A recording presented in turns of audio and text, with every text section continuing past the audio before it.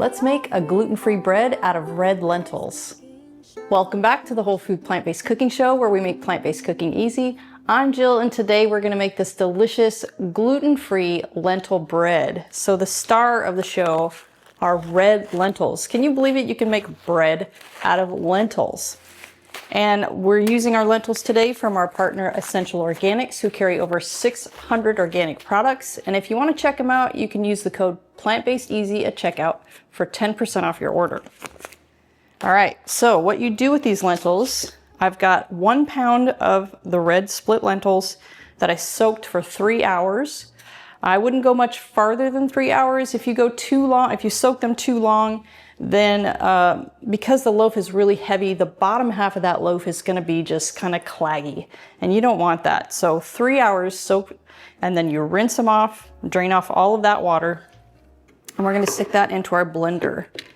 You could also do this in a food processor. That will work just as well. And if you have just a normal blender, I would probably go for the food processor. But this is a high-speed blender, which does pretty well with this recipe. Okay, get that all in there. And then I've got 1.5 teaspoons of baking soda, a tablespoon of a low-sodium tamari, or you could use Bragg's liquid aminos also, or just some regular salt. But if you're using a regular, like a Himalayan salt, I would use about 1 teaspoon. 1 tablespoon of apple cider vinegar, 2 tablespoons of nutritional yeast, 1/4 cup of psyllium husk. And psyllium husk is the thing that's gonna bind all of that together. Because there is no gluten, you're gonna need something that's gonna bind that together and hold it together so it doesn't just become a really crumbly loaf of bread. And then we've got 1/2 cup of water.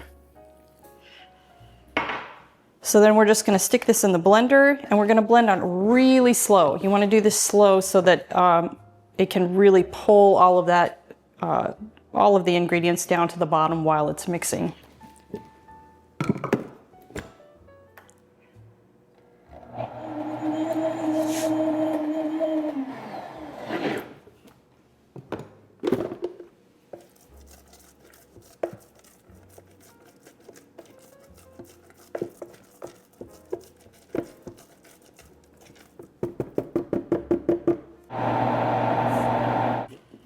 Okay, there we go. Now you're going to put this in a loaf pan. This is just a silicone loaf pan, but you can also use a tin. But if you use a tin, I would line it with parchment paper so it doesn't stick. All right, so just spread it in there. And you'll want to preheat your oven to 350 degrees.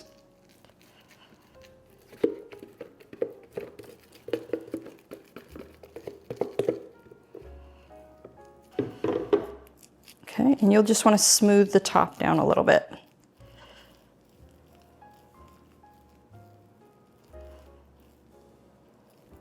I really love this bread because it's so, other than soaking your lentils, which you have to do, you have to think ahead a little bit.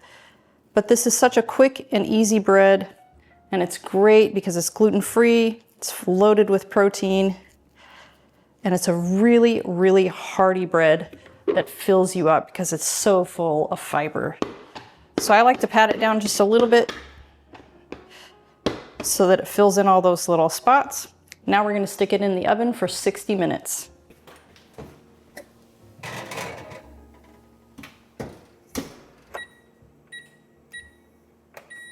While we're waiting for that, I'd like to share some background on our show.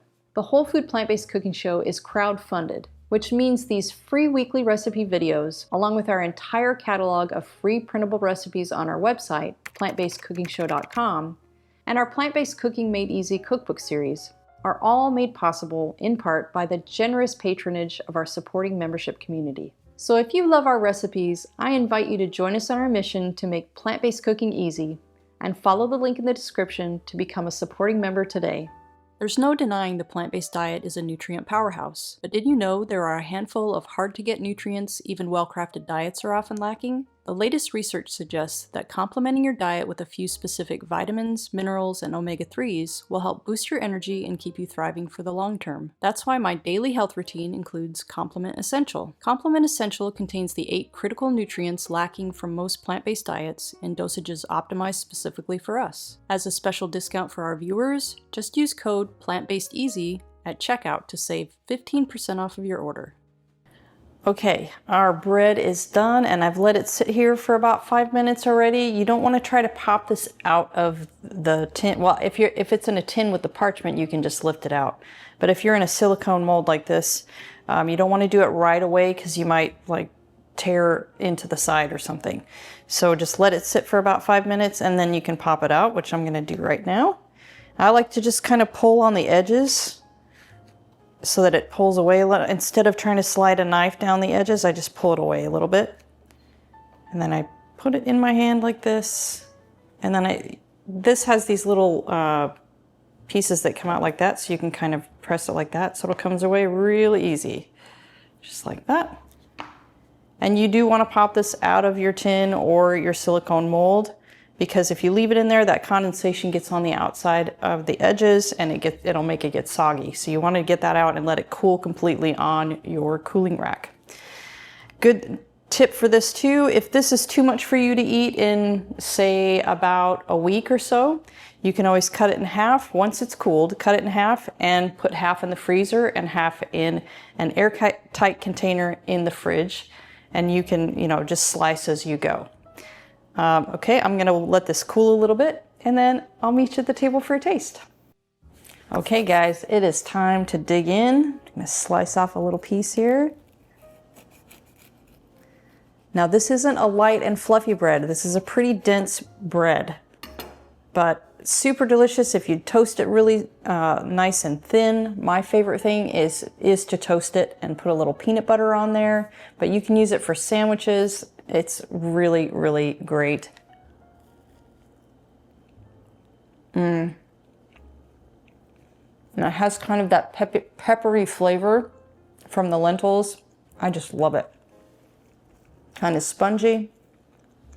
You're gonna love it. Come on back next week for another great recipe.